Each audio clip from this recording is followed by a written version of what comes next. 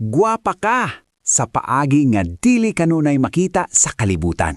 Dili nimo kinahanglan mo sunod sa standard aron mahimong guwapa o guwapo. Dili nimo kinahanglan ang approval sa uban aron mahimong worthy.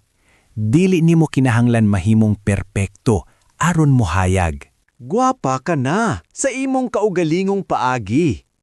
Ang katahom, dili lang makita sa salamin. Makita kini sa paagi sa imong paghigugma, sa paagi sa imong pagbangon bisan lisod, o sa kahayag nga imong gihatag sa uban. Ang imong katahom naa sa paagi sa imong pagsulti nga naay kaayo. Paagi sa imong pagpakita bisan lisod.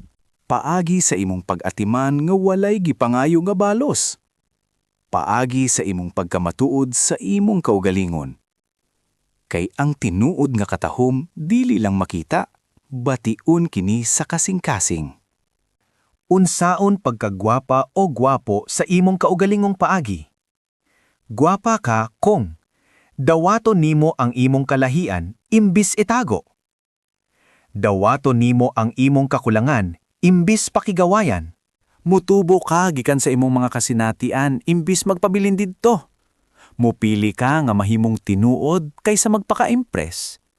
Dili nimo kinahanglan mahimong parihas sa uban. Kinahanglan lang nimo mahimong ikaw sa tinuod ug bug-os. Unsaon pagka-vibrant? Ang pagiging vibrant dili lang sa pagkamaingon o perpekto.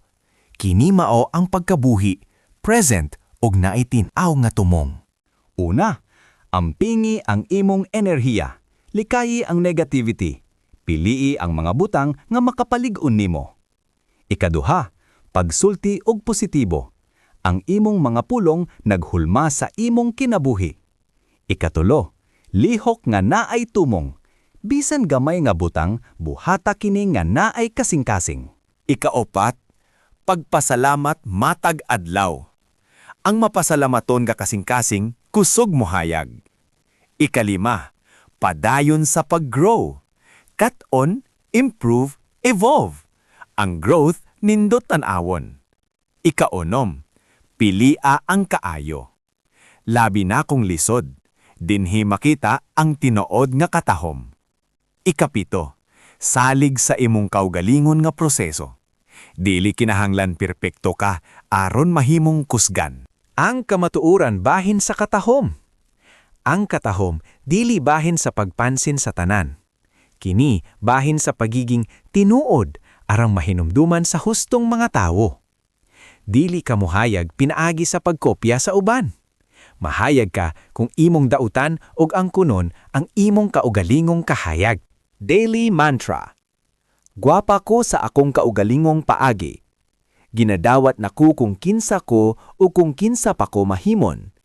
Nagdala ko og kahayag og bili bisan asa ko paimon. Mipili ko nga mahimong vibrant matag adlaw. Dili ka lang ania aron mabuhi. Ania ka aron mohayag. Like kung mutuo ka sa imong kaugalingong katahom.